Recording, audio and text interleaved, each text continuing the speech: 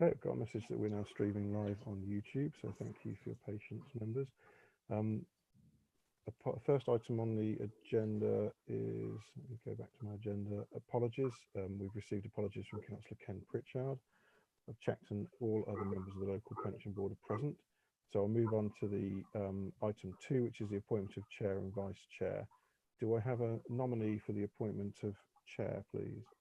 I'd like to nominate Alicia Bruce. Thank you. Do I have a seconder? Thank you. Kevin Standish is seconded. If members are in agreement, Alicia, are you happy to take on the role of chair? Alicia's yes, confirmed. yeah, thanks, Thank Paul. you. I shall hand over to you, Alicia, for the appointment of vice chair. Thank you very much. I think my first item is to appoint a vice chair for the meeting. So can I have a nomination for vice chair of the meeting, please? Julie. Thank you, Andrew. Can I have somebody to second that, please? Yep. Many thanks, Katie. Julie, are you happy to continue and accept that, assuming all members are in agreement? Absolutely. Thank you. Marvellous. Thank you very much. Right. So just before we go on to item 3, if we can welcome Councillor Andrew Weatherall to the meeting. It's your first meeting, so you're representing North Northants. So very welcome. Thank you very much for joining us, and welcome Kevin back as well, who's not been available for the last couple, but it's great to see you back at the meeting. We've not met properly, but hi.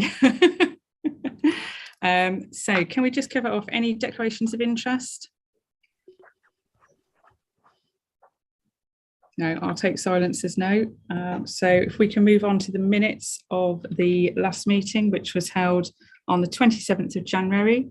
Can I take any comments, queries and questions on the minutes? No.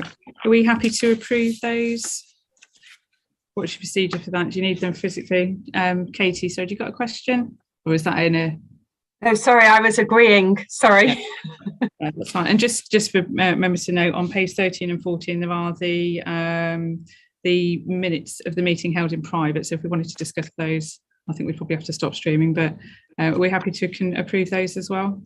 Yes. Marvellous. Thank you very much.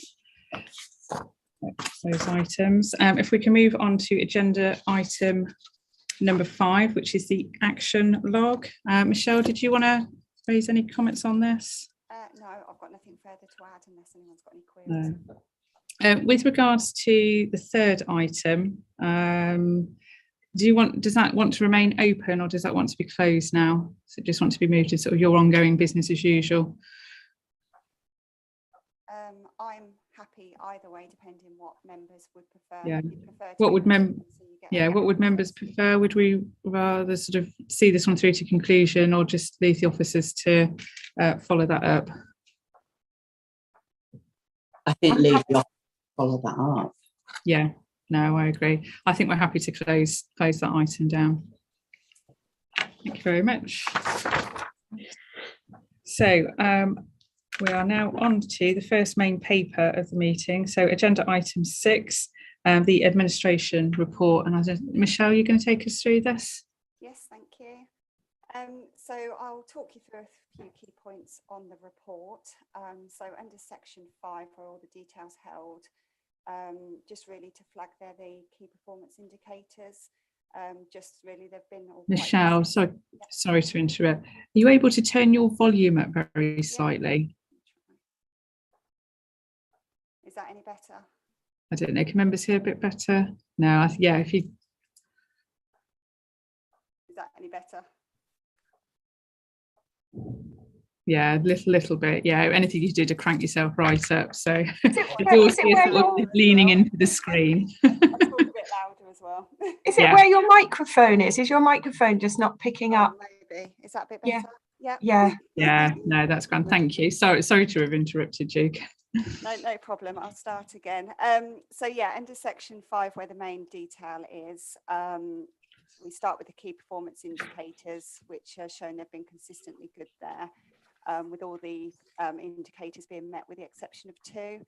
So they're under 5.1.3 and 5.1.4 there. It explains the detail of why those 2 were missed in March. Under the employer contributions, again, a really good feedback there with 100% of payments received on time. So again, really good there from our employers. Under the breaches of the law section, there has been one material breach for this period, and this was Prudential failing to provide their annual benefit statements by the statutory deadline. So what happened with this was they missed the statutory deadline of the 31st of March. They themselves reported themselves to the pension regulator, and we also did put that report in as well. The initial resolution for that was that they'd all be sent out by the 30th of April. I've received confirmation yesterday that they have issued them now. They issued them on the 21st of April, but with a slight caveat that it may take 10 days to arrive. But in theory, they've been produced and they've been sent out and should be arriving on time. So hopefully that's the end of that particular issue, and that members will receive those by the extension that was agreed. Section 5.4, just really to highlight, when we've put this section in on this particular report, we haven't actually detailed any data breaches, but on the back of this one being a fairly significant one, we thought it was beneficial to bring this to you. So this particular data breach involved 157 members, but it was due to back-to-back printing. So we think there was approximately about 80 data breaches. So again, this was identified quickly, and the members have been written to apologise for the error on that one. So really just to highlight that that has occurred, but was a resolution there, and obviously the member that the officer that caused the data breach has had the relevant training and just been reminded of the council guidelines on that. Going forward, we will start to bring anything that we deem is material in terms of data breach. We won't bring, odd cases to you, but if we think it's worth it, we'll bring it to you. And then just finally on the Itrp cases. So there's just one there that was through stage 2 adjudication. And again, this was not upheld, and this was a final pay estimate was incorrect. And again, these types of cases, we're unable to lawfully pay a pension incorrectly, knowing it's incorrect. So again, that's been not upheld by the monitoring officer as well. That's all I wanted to say on those particular points, but I'm happy to take any questions within the report. Yeah, Kevin. Yeah, Michelle, could I just ask a question about staffing levels in pensions and if it's adequate at the moment? I know it's saying we're hitting all the targets here, but we've had a member contact us who'd asked for his pension estimate in January, and he could have retired in January, and he's only just managed to speak to somebody in the last 2 weeks, and that was after I put him in touch with Mark. So is there a problem there, or is that just an isolated case? Mark, I don't know whether you want to comment on staffing. No, I mean, so I have allow for a vacancy factor of 6 across the whole service, and I just looked at the establishment report yesterday, and we have 6 vacancies. So we are, and in retirement's team, I am actually putting an extra person in full expectation that we won't, just to give some extra resilience in there.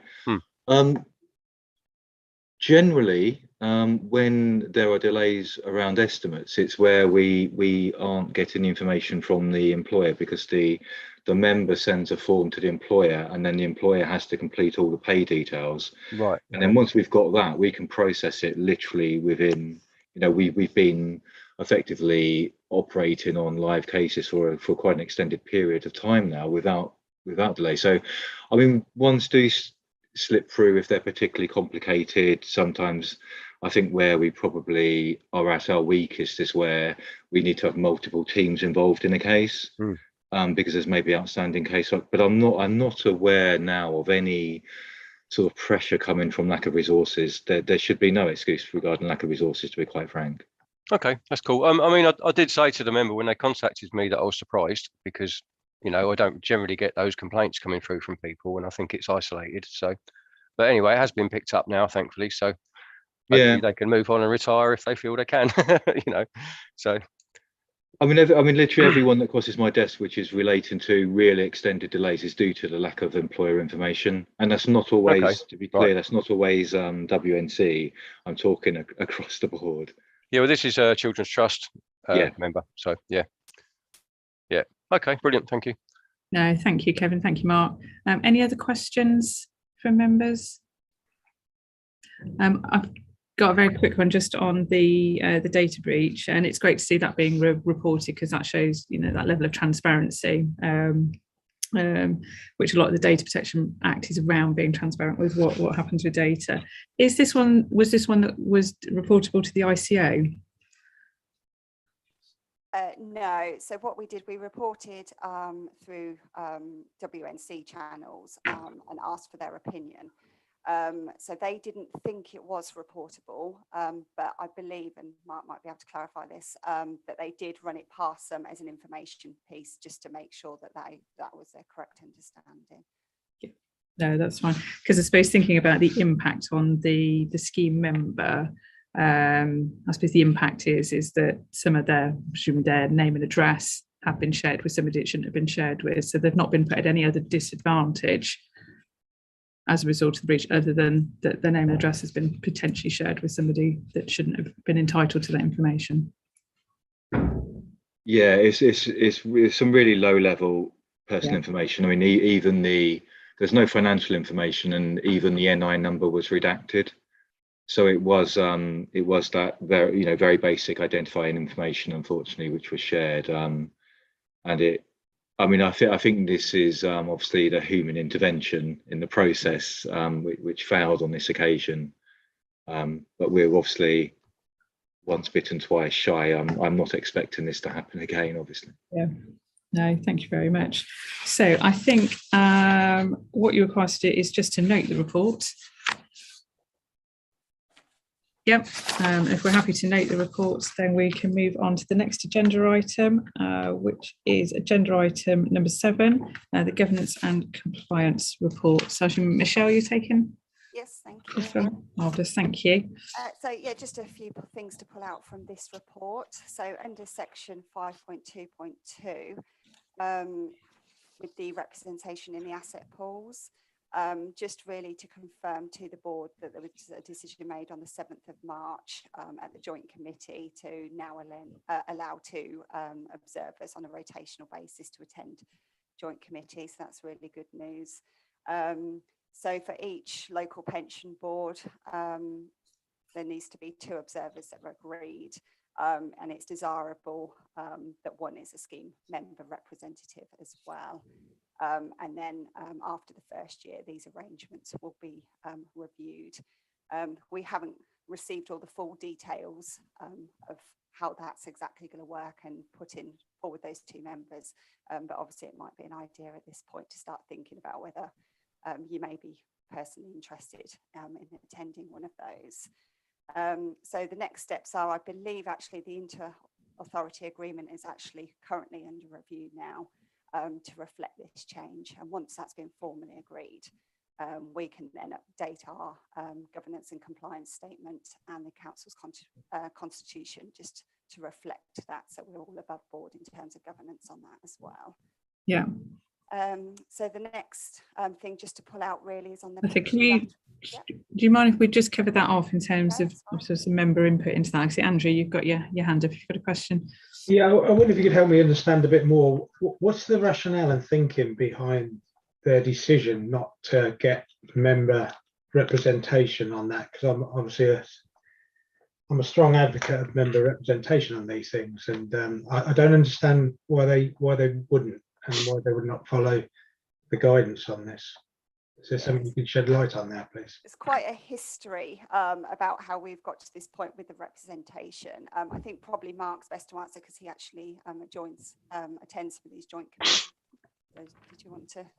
Yeah, I mean, obviously, we've got an access paper later, but in terms of this direct question, I think I don't see any reason today why, if you wanted to decide who you want to attend, you can actually put forward or decide amongst yourselves who you want that to be. But in terms of that direct question, the Scheme Advisory Board had a comply or explain approach. So the access were completely compliant with the Scheme Advisory line. And so they explained the rationale as to why they didn't feel it, there was a necessity for scheme member representation. And that was primarily because funds were sharing the details of everything, even the confidential sessions and the papers, with local pension boards and with all members of pension committees. Now, having said that, that doesn't mean that, for example, myself and the Northamptonshire Fund were advocates of having scheme member representation, because we were. So we wanted the scheme member representation, but the access joint committee overall determined that that it wasn't needed. However, the world moved on. We obviously took another look at it, and there was widespread support for it this time round. And I think what's come out is, obviously, it's probably imperfect in terms of a solution, because it's a lot of people attending a lot of meetings, and without the consistency of the same person each time. But it does give every fund the opportunity of putting 2 people forward once a year. The observer status is pretty common amongst pools, and the reason for that is because a number of funds don't even give their local scheme member representatives voting rights at their local pension committees, and so it was always unlikely to be more than observer status. Yeah, thanks for that explanation. It helps. I'll come at this. I was involved in the AMNT, Association of Member Nominated Trustees, so I'm a really strong advocate of members getting involved, and I kind of understand it, but it's excluding members, and I think it's difficult to get some continuity and experience and knowledge when you're just there observing, and it misses out on the member perspective. So it's just an observation, really. So Kevin, do you want to come in there? Yeah, I'll just add to what Mark said, but there's been a lot of unison representation about this as well, as you know, Mark, and thanks for your support with it as well. But from what I can gather, I think all the other pools do have member representation on them. Is that correct, Mark? Or at least observer status? Yeah, so when we first looked, sorry, it's gone to joint committee and did discuss a number of times. But when the last time a decision was made, we weren't the only pool who didn't have representation, but then we became the only pool that didn't have representation, and obviously quite a bit of pressure was put on, and it was the chairman of the joint committee who obviously instigated the discussion and the vote at the last joint committee, with plenty of advance warning, so we could obviously canvass views of each fund. Okay. But yeah, so the world moved on. I think, as I say, the observer status, I never felt, even when I was a strong advocate for scheme member representation, that we would ever have been able to get voting through. I'd been quite happy if we did, but obviously it's very difficult when you have different views around voting rights throughout each fund. Well, it's certainly something that we as a union will keep pressing for, to get those voting rights, obviously, on the pool. And I think it's really important, as you said, Andrew, to have that member representation and knowledge presented to the board, really. I would just like to say that I would be happy to attend as a member representative or observer. So there's 2 things in that. I think just going off the point we've just talked about, Mark, is there anything else we can do to further say, look, we're happy to come along as observers? Our preference would still be to push in the longer term for scheme representation. Is there a mechanism at which we can do that? Just to sort of note our concerns, but obviously we would want to ensure that we've got observers there. Yes, I think if you're aiming to do that, then obviously that we could put that in writing, but I think it would be important that the pension committee and the local pension board are joined up in that thinking. So perhaps touch base with the chair of the pensions committee and just make sure you are aligned. And if you are aligned, then it would be much easier just to make that formal contact. Exactly. We can then jointly write to them to say, just to know, we accept this is your position at the moment, and we want to engage within that, but we would still like to see further discussion down the line. We'd still advocate on this. Excellent. On the second point, I think with the rotating as well, because there's an opportunity once a year, I think some of it's going to come down to the date of the meeting, and I believe it will be face to face in London. So I think if the meetings are face to face, Alicia, but there is hybrid facilities there as well. That's fine. So I think once we know the date, and I think I can see nods around that there's willingness to attend, I think it's probably going to be one of those who's available. And I think as long as we've got some flexibility around that, so I don't necessarily think we need to necessarily say it's X person. I think once we know what the date is, we can probably outside the meeting say, right, who's available, who wants to go and make a decision on that. I think we've got, what's our mix, about 50-50 scheme member versus employer? Yeah.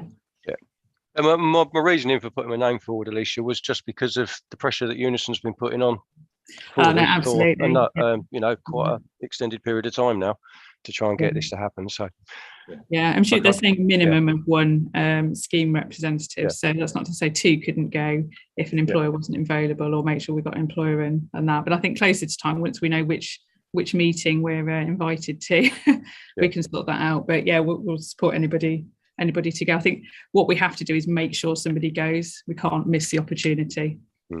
So I think if we're just flexible and practical around how we then do that and make sure we do get somebody there, that would be the best approach if everybody's happy with that. Excellent. Right, sorry, Michelle, I paused you partway through that, but I thought it was important to make sure members have got the opportunity to discuss that point in particular. No, absolutely. Thank you. So just a quick note really on the pension dashboards, and really because this features in the business plan for this year as an activity. So really just to bring you up to speed where we are with that, because that's obviously been in the pipeline for quite a while now. So the consultation closed in March, and what's come out of that consultation is a proposed deadline of the end of April 2024 to have everything in place to be able to be part of this dashboard, where individuals will have access to all of their pensions rights in one place. Under section 5.3.4 of the report, and what is kind of echoed through the business plan as well, is some concerns that were put forward regarding this deadline in terms of the actual practicalities for the LGPS.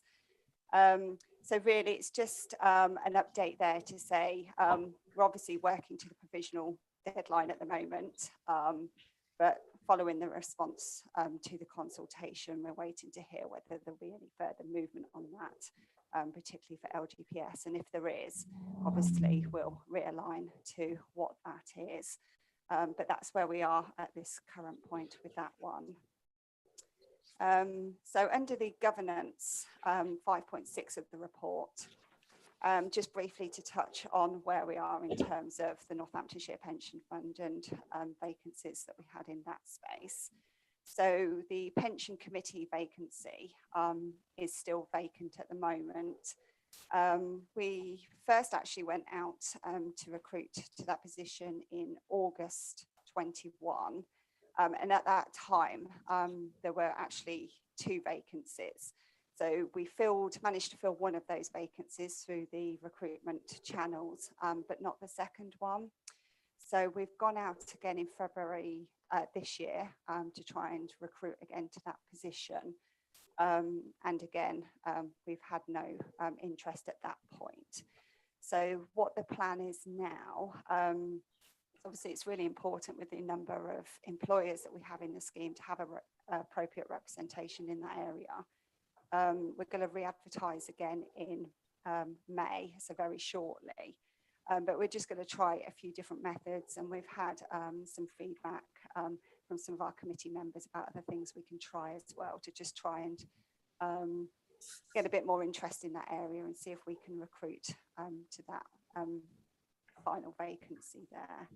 And obviously the vacancy on the board is now filled, so that one's all sorted, so we've got no problems there now.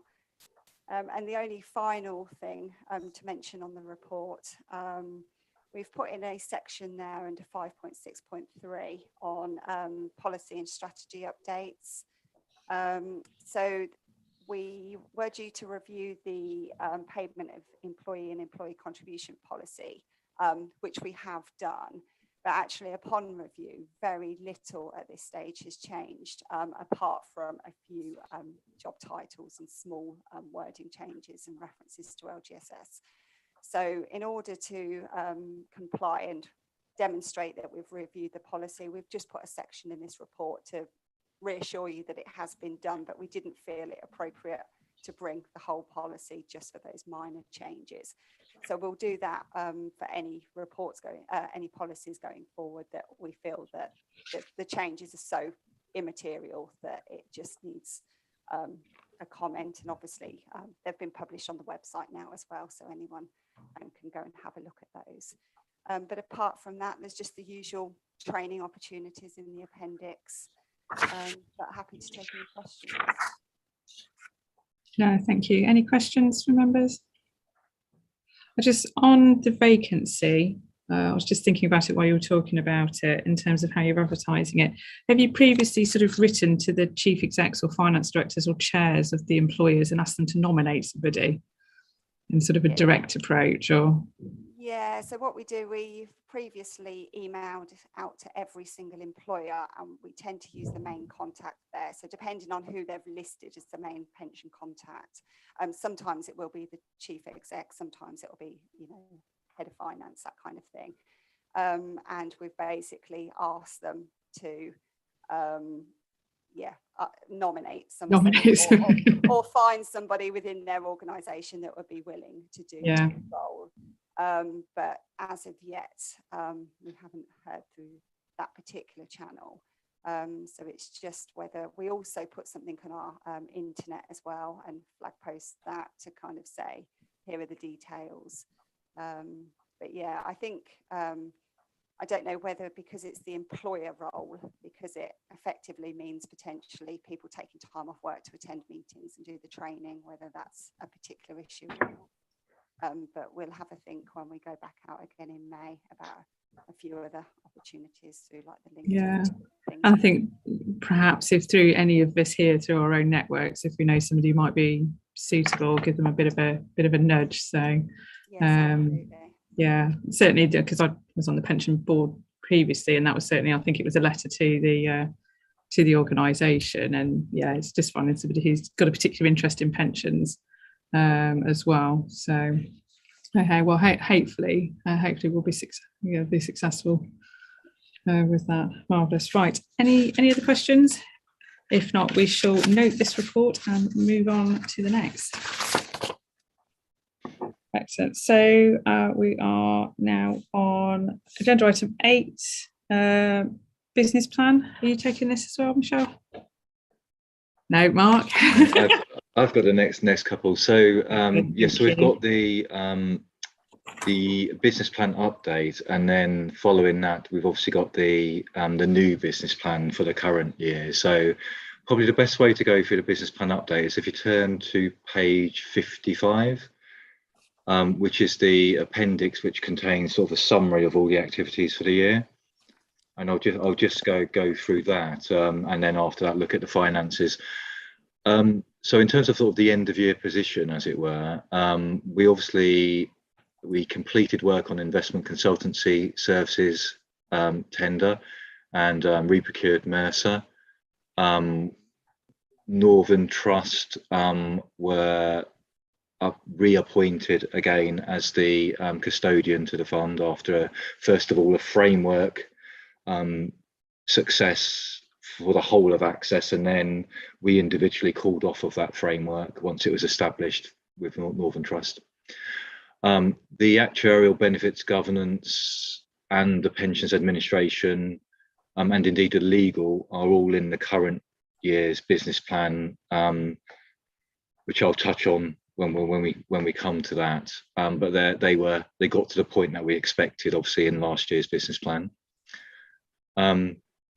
The reorganization administrative actions, in the end, there has not been sort of a glut. We feared a huge glut of additional work as a result of LGR. That just ultimately didn't materialize, because I think the reviews of individual services have happened at such a scale that we've been able to manage that quite comfortably within business as usual. So that won't continue into the following year.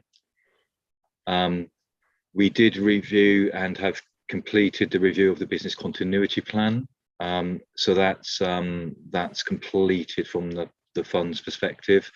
The cyber resilience work obviously has been ongoing and will continue to ongoing. We've got a separate report on that. But we've had, I think we've done some really pleasing work in the last year on that, and probably has now put us ahead of the curve compared to our other funds. So that's quite pleasing.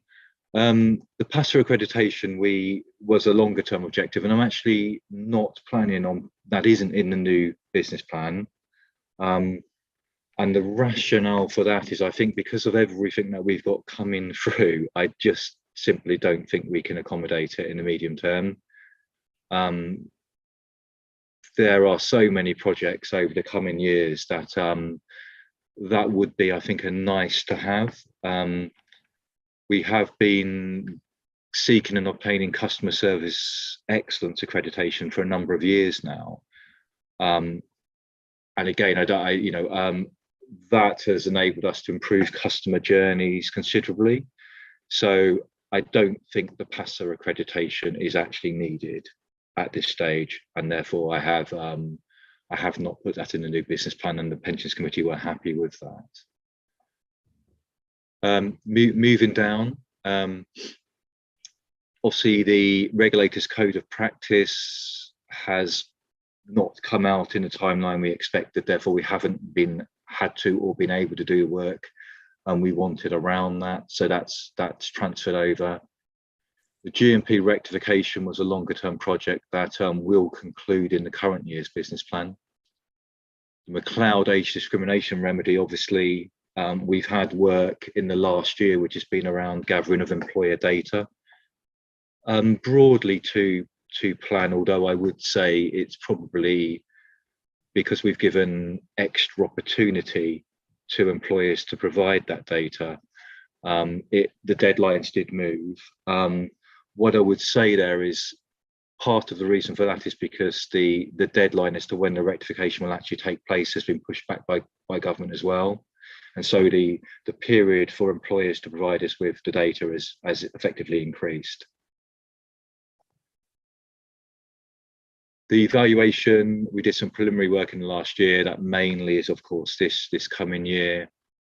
The one which hasn't gone anywhere near as well as I'd hoped is the undecided leavers.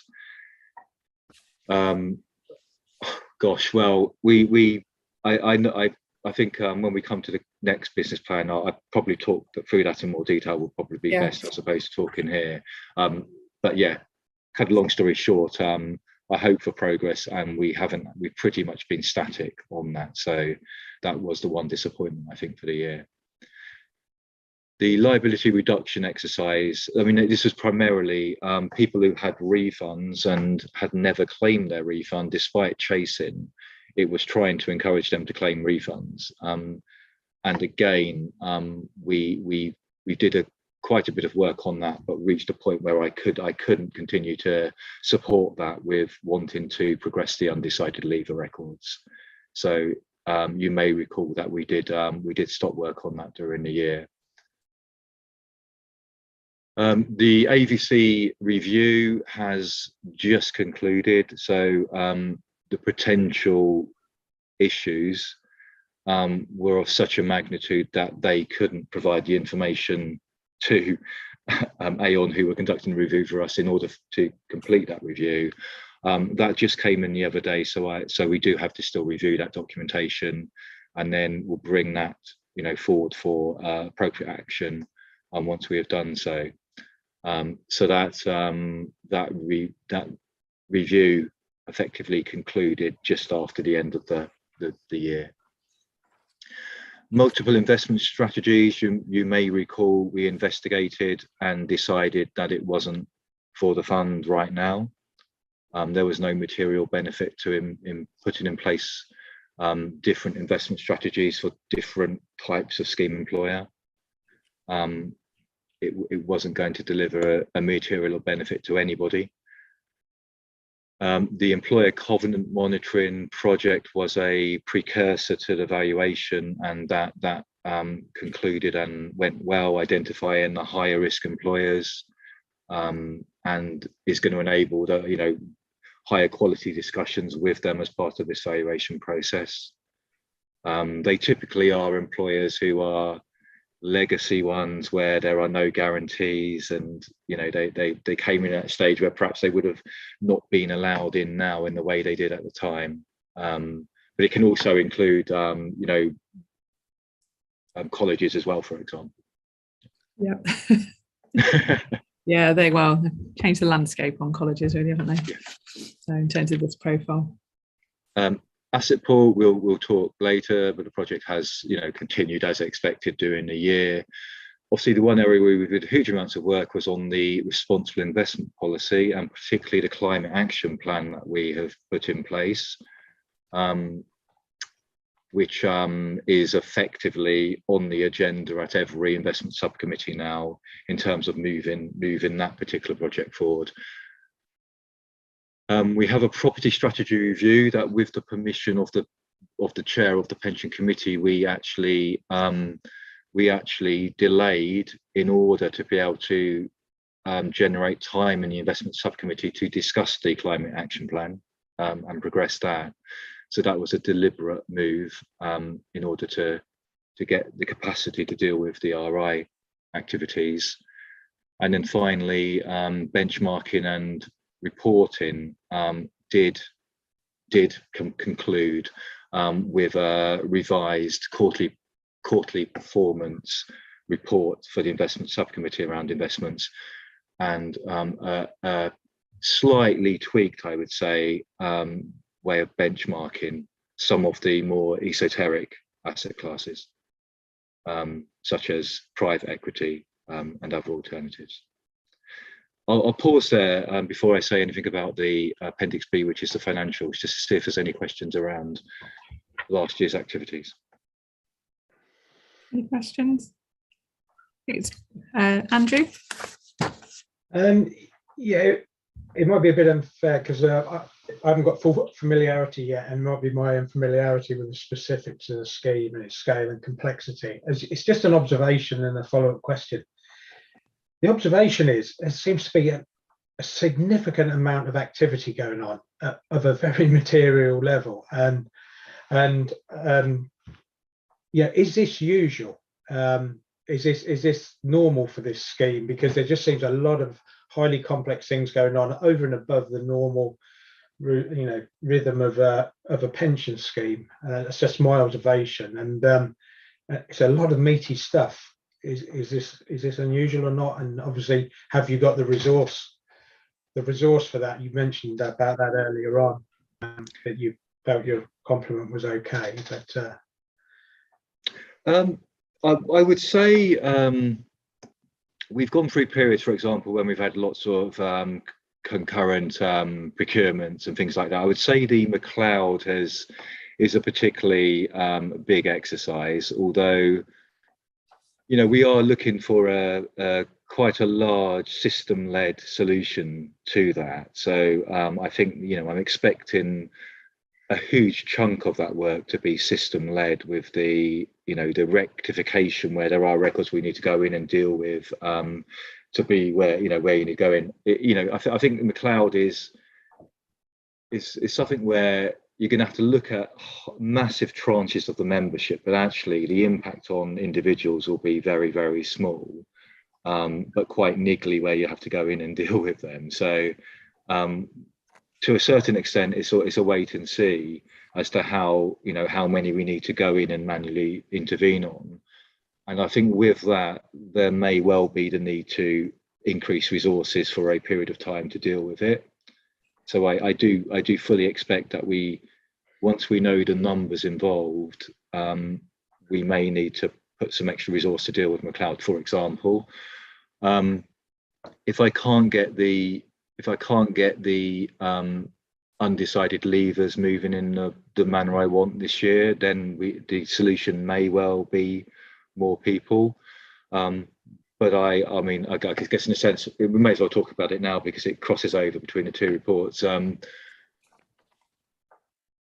There are clearly efficiencies we can deliver beyond the resource in throwing people at it isn't the only solution on that. And I had a very, very in-depth discussion with quite a few people yesterday about what we're going to do to make it more efficient as well in tandem. So it's not just resources.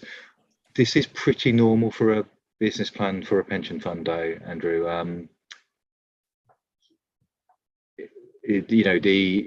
The BAU is bad enough because you're talking about tens of thousands of transactions if you include annual benefit statements for 25,000 active members, and same in terms of deferred, and uplifting every pensioner's pension accurately every year. There's a lot of activity even beyond the individual transactions. I think this is fairly typical of what a business plan looks like for a pension fund, though. Okay, that's helpful and comforting. One thing, it might be best to do this outside of this forum, but I'm interested in finding out a bit more about how the covenant reviews are done, because it's a bit more unusual in the local government environment, and especially with those specifics which Alicia mentioned about the colleges, which are probably the most problematic, I would imagine, in the environment. I don't know what's being done there and how we approach that, but obviously I think covenant review is difficult in any pension environment, but it's got its specifics in the local government area as well. So I'm interested in how we go about that. Yeah, I can actually, you can have a one-to-one chat with the gentleman in the fund who led on that, Corey Blows. We used, well, obviously Hyman's are involved as our actuary, but we also used a specialist in that area as well, who led a lot of the work on it. So it was a combination of third-party support actually. But I'll let Corey can talk through exactly what we were looking to do and look to find out. If you wish, that's perfectly fine. There was one further one. I don't know if it should come up at another point in the agenda, but it was tied in with what you talked about with the responsible investment policy, and I was interested in understanding what we're doing on stewardship and exercising our voting rights. I'm interested in how we do that. Do we get the pool or access? I can't remember the name. Access. How do they utilise their votes? Is that it's best to come up elsewhere, or should I ask that now? I'm happy to I can talk through a certain level now in public. So obviously when I say most, I think actually all of our equities now actively managed are in the pool. We obviously have a big tranche of passive, which is managed under pool governance, but it's not within the structure of the asset pool itself, technically. So we have agreed a voting policy at a pool level, and every active manager has to operate on a comply or explain basis against that policy. So they effectively are explaining when they fail to comply with the policy, and then there may be perfectly legitimate reasons why they're not. And because there are, for example, between British and American companies, there are different attitudes to audit tenure, for example. So now what we will be doing and introducing over the course of this year actually is a stewardship report. That is something because we are looking to sign up to the stewardship code.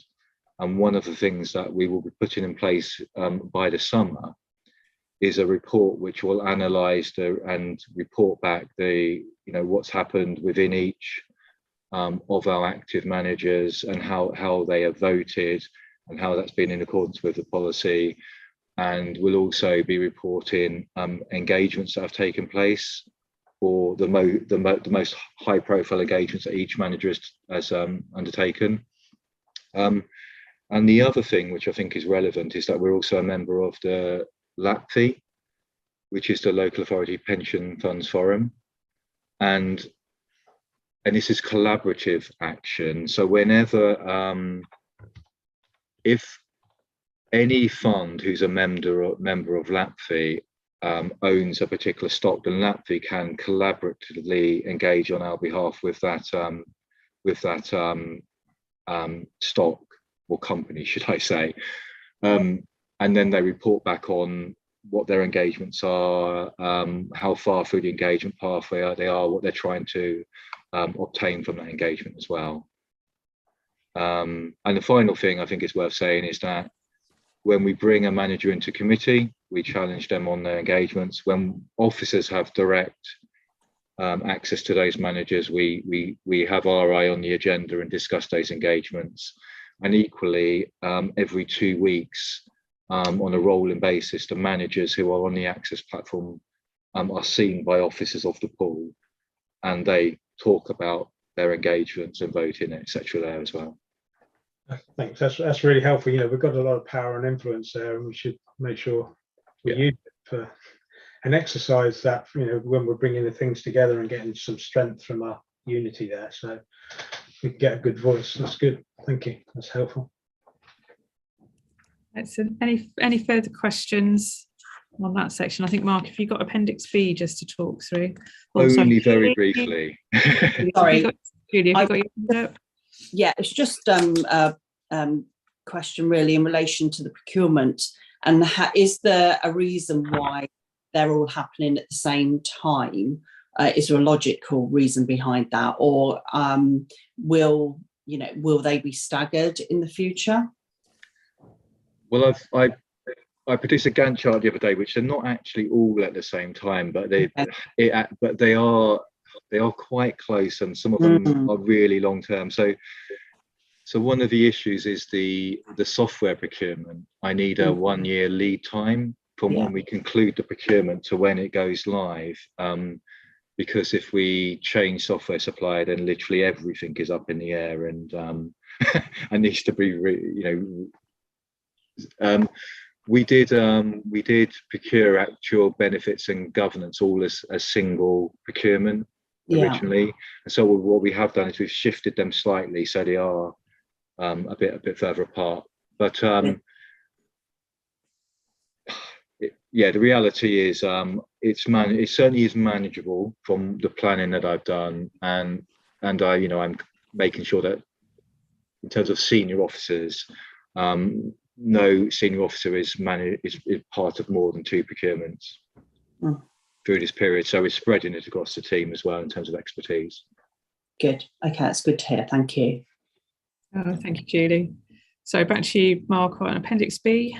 Yeah, and I really just wanted to, I guess, emphasise that despite the, if you look at on page 58, we're talking about for this fund, 2.2 million admin expenses. The variance is 4K projected, which is quite small. And I've checked, and I think we're in a, whether it ends up at 4K or something similar, it can still shift, but we're not expecting a huge variance to come through at the last minute. It's fair to say. So it's been pretty tightly managed. You'll see from the analysis at the bottom of page 58 We had an underspend on staff, primarily through the vacancy factor. Although I have been adding in staff during the year, which is hidden, which has actually made some changes to that. The overspend was around some additional technology that we purchased, which will help with reporting, and also I think there's something around the McLeod as well on that. But apart from that, I think we're pretty closely managed. Obviously, the big unknown, even as of today, whilst our investments flow through, is on page 57, which is the fund account, and the profit and losses on disposal of investments and the changes in the market value of investments is the thing that can dramatically shift these numbers, as you can probably appreciate. Yeah. No, that's good. Thank you, Mark. You just remind us, what's your FTE? It's about just over 80. Yeah. For 2 funds, though. Yes, yeah, down across 2 funds. No, it's not, and picking up on Andrew's point earlier, it's a significant amount of work and complexity, and they're always chucking something else. There's always another review. There's always some other change, and things that need to be done to the scheme. But the approach and the impression we get is it's well managed. You do it on a business planning basis. You're not knee-jerking to things. You're planning things in accordingly. You're using your resources effectively. You're doing a fantastic job given the level of complexity and the amount of stuff they throw at you. Just wanted to note that. Much appreciated, Alicia. and I've seen this on and off over the last 15 years. It's got more and more complex year in, year out. And it probably will continue to going forward. Right, we'll note that report and we'll move on to the next one if there's no other questions. So this is the agenda item 9. So this is the business plan and medium-term plan. So I think we've probably covered off some of this. So is there anything further that you wanted to talk about in relation to the sort of the business plan and medium-term strategy going forward? I'll just pick up on a couple of. So you can see, sorry, on page 5, the current full-time equivalent staffing is 80.36. It says just under. I know it's seen it somewhere. Yeah, so I have formalised the structural change. So I made a change informally to the structure to effectively bring in or bring in extra capacity to manage projects by having a systems and projects manager role. And that actually split out some duties from my other non-investments and accounting managers, which took me up temporarily to 6 direct reports. But then, as you're perhaps aware, Richard Perry retired as the investments manager. So I recombined back the investments and accounting function and added in some support below that role. And so that took me back officially down back to the 5 direct reports, as you can see there. But the projects role should enable me to better manage projects in-house going forward. So I think that's worth noting. We did change the format of the business plan this year. Not so much the front end, but as you move beyond the financials to page 75 onwards, I think it's a more straightforward, simplified way of reporting activities in that table. But if I just go up to the budget, and the thing that you may note, if you've been looking at it very closely, is the governance expenses.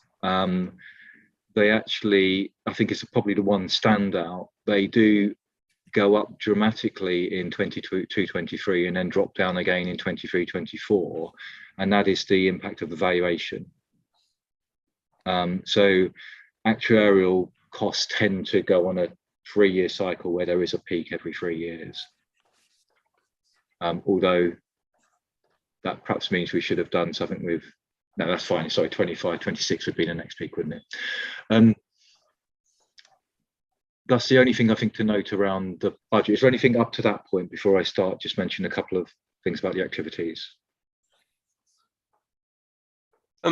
Oh, Kevin. Yeah, could I just ask about how the valuations might have been affected by COVID, Mark? Because I noted that it was quite an interesting topic during the valuations training video that I watched. And it's obviously had an impact, hasn't it? And made uncertainty, well, across investments, I'd imagine, and uncertainty in scheme members, etc. So I just wondered how that. Yeah, I'd say on the investment side and the the future growth expectations, I think it's well within what's happened is well within the normal expected range of volatility and and so I don't think that's particularly feeding through. I think you've got longer term issues such as the impact of the climate transition and what that's going to do to asset values, and can you generally get into sustainable assets that deliver the same returns as before, for example.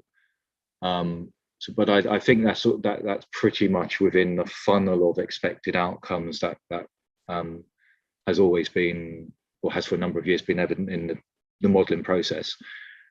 If you recall from the training, the longevity, which is the other issue around COVID and what COVID has done to that, they were effectively going to allow for the fact that the last few years have been unusual in terms of experience, and actually manage that within the longevity setting. So I think they were going to make an allowance for the fact that this was a very unusual couple of years, and actually that depression in longevity probably wouldn't continue. Yeah, thank you. Yeah, I just wondered what impact it had really. So it's been a very unusual couple of years, isn't it, to put it mildly, really. It's a good question, good consideration as well. So marvellous. Sorry, Mark, anything else on? Yeah, so the only thing I think so we've added pension dashboard in as a completely new activity on here, but the other one where what I'm looking for on the unprocessed levers is effectively a 2.5k net reduction per year from where whatever baseline we're at come 1st of April. Now, what I think we can achieve, just to give you some context here, I reckon we can achieve over 3,500 process per year, and so this does allow for some ones in business as usual to not be able to be concluded in the time frame I'd like. But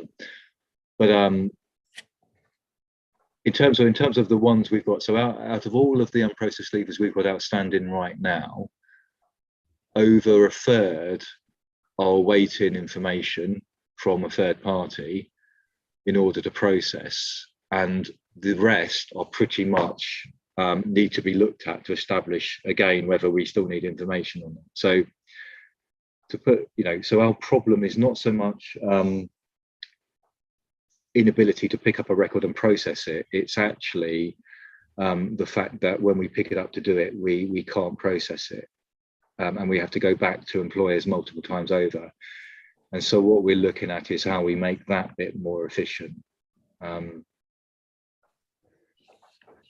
So I'm hoping the £2,500 cases is achievable, but if it isn't, partway through the year, I will need to make some further adjustments to make sure this does flow through. No, thank you, Mark. In terms of benchmark, is it similar in other funds in terms of the sort of level of unprocessed levers? It certainly has been, and the feedback I get is that everyone has this problem. Whether it's they'll be at different levels. So ours remained pretty much static over the course of the last year, as opposed to going down. And part of that was actually getting more people in to deliver them. I just need to see some clearance now. Yeah. So it's importantly, it's not going up. So you're not adding to the problem every year. This is a backlog issue. I okay, so we are clearing cases in the backlog, but the problem issue has been that they've been building up in BAU quicker than we've been clearing them. Yeah, so we've got a team dedicated to the backlog, but the numbers coming through, I mean, we can get over we get over 1,500 new cases in 1 month around the end of school term. Yeah. And if you can't, when you pick them up, you can't deal with them, you've got a real problem. Yeah. No, it's a real challenge. As I'm assuming, does it become more of a challenge around valuation time when you need your data sets as good as you can, so you know what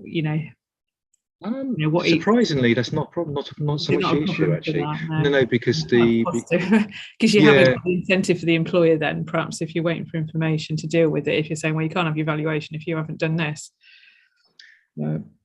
Well, we legally have to produce valuation figures by the deadline, yes. And the good news is that there's enough information on the record generally for the actuary to estimate the benefit anyway. Yeah. Sorry, I'm thinking that there must be a way that we can put pressure on these delays. So obviously not your team, but the fact that do we need more comms out to the people who are leaving to make sure they fill in the paperwork before it gets it to you? Do we need to give more guidance to the people who are, we need to get the information from? It feels as though you're trying to manage it, in the best way you can. I'm thinking back to Kev's earlier question about resources as well, because it's feeling like it's squeezing your team. But there must be something else we can do further down. What's the root cause analysis? Why? Let's find that base state of issue and see where we can put pressure on that, because otherwise it seems like this is a never-ending decreasing circle that we're just always going to be in if we can't influence why. Yeah, things have improved.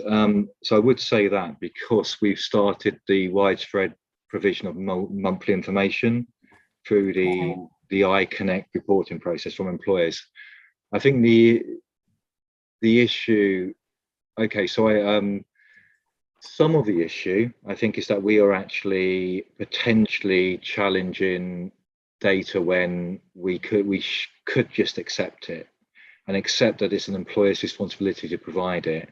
And as long as it's not looking like it's being detrimental to the scheme member, we could just accept more. So that's definitely part of it. Part of it is obviously if there are problems with endemic issues with the provision of the monthly data, that's resolved in a timely manner. And those endemic issues tend to be around the really, really niggly complex part of the LGPS, like if someone's off sick, you need to make good the pay and then report that pay made good. And so, we're flagging differentials perhaps due to that not happening. Part of it is us reaching the point where we go, okay, employer, we've given you the opportunity to tell us what the information is. If you don't tell us, we will simply use what we think it is, and that may be detrimental to you as a scheme employer. So I think there's a lot of in-house things that we're refining to get right. And believe me, we do have an escalation process and an admin strategy that enables us to escalate matters with scheme employees as well. I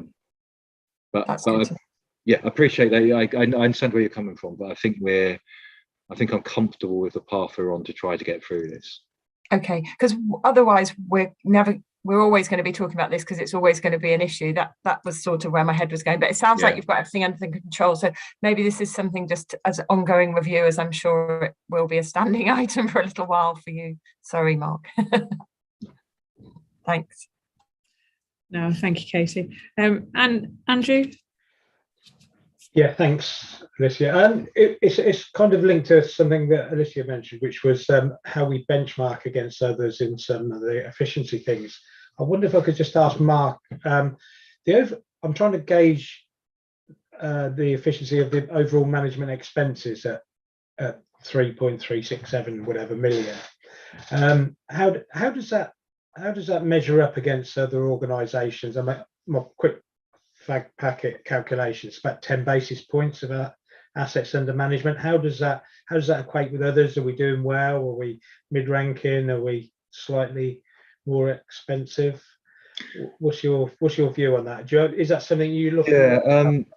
Right, so we undertake SIP for benchmarking for the fund, which looks at it tends to look at the administration side, and we certainly, it varies from year to year. I mean, the problem with SIP for benchmarking, like any benchmarking, is now there's only, I think, 20 odd funds out of the 86 that actually do form part of it. And that's gone down and down and down over the years. And we have been, we've been generally sort of middle of the pack, sometimes slightly less expensive, sometimes slightly more expensive. It's varied year from year, but we've not been an outlier in terms of expenses, certainly in terms of the benchmarking.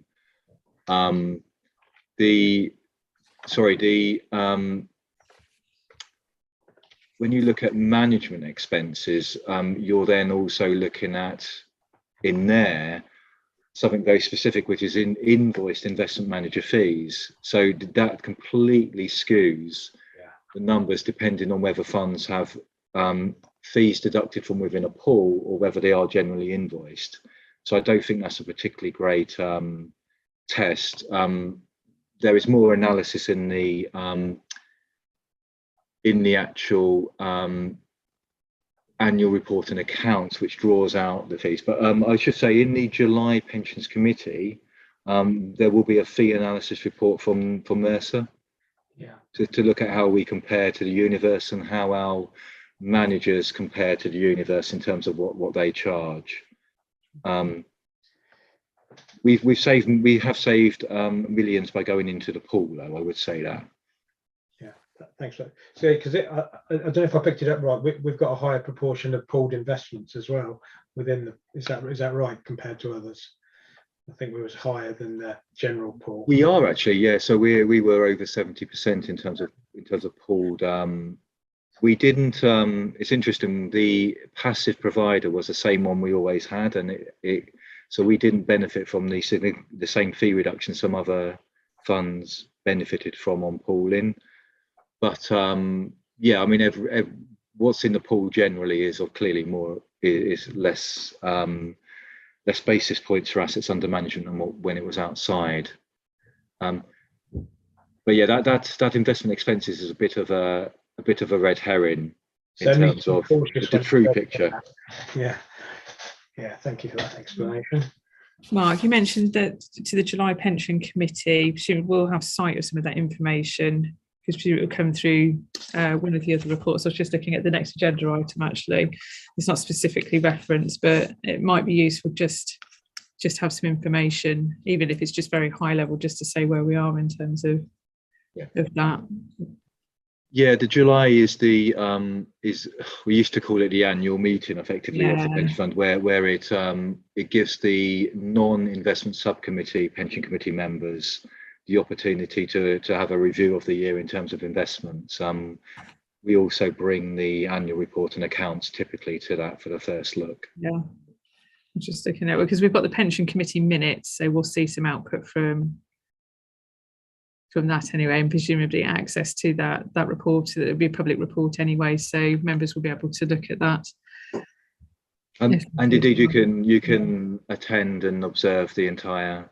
Yeah. Well, if we have hybrid arrangements, of course. Yeah. Yeah, perhaps that's 100%. Right, Julie, I did see you had your hand up.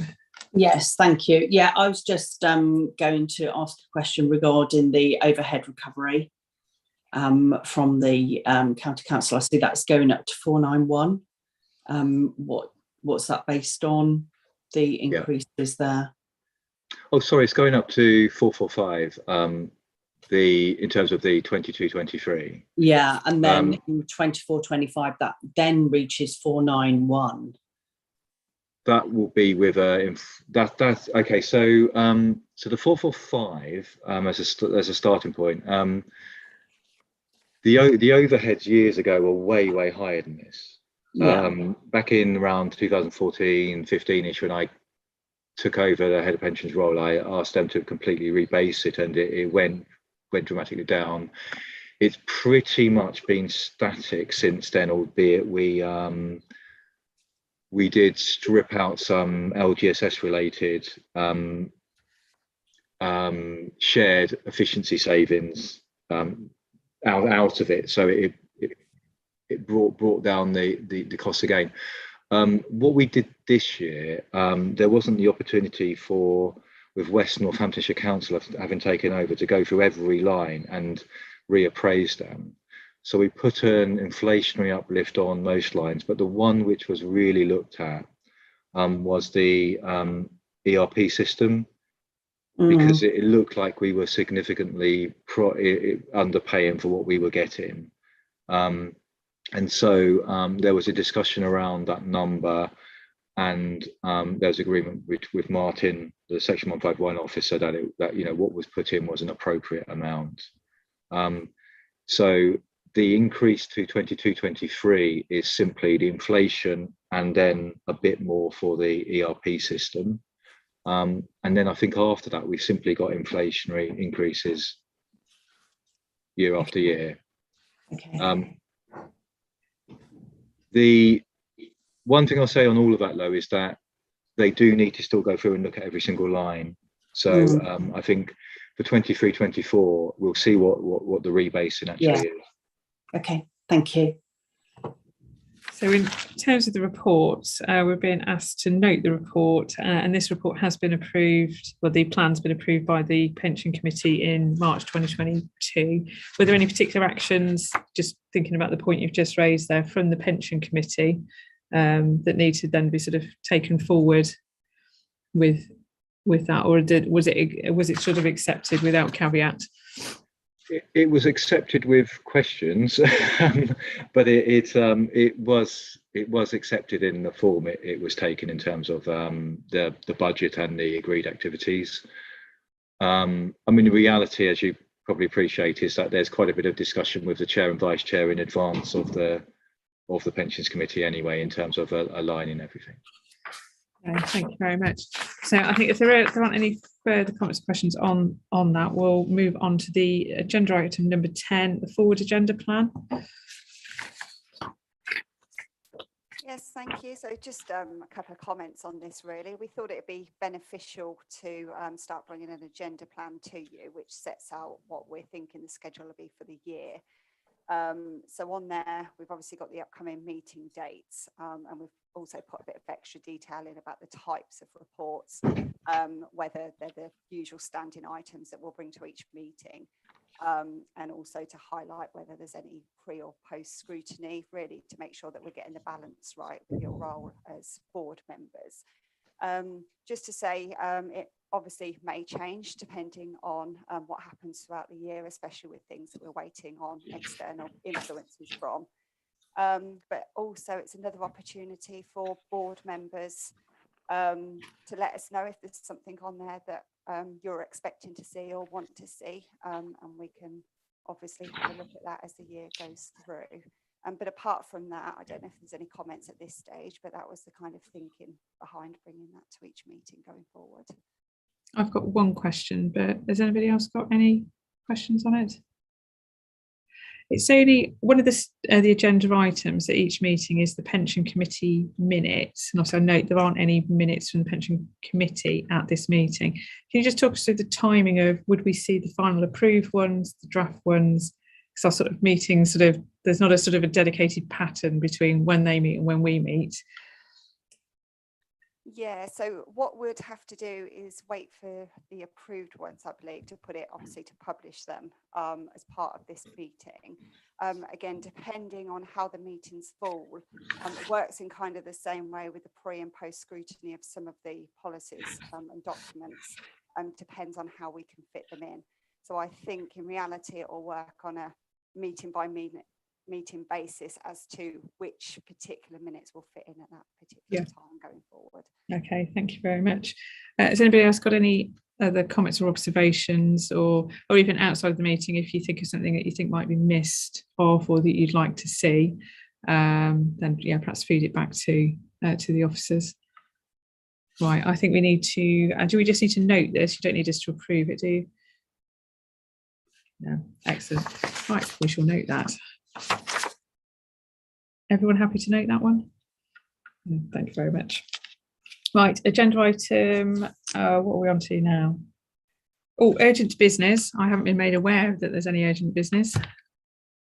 Nope, marvellous. And then I think that takes us to the private side. So Paul, do you want to step in here, or something you want to say?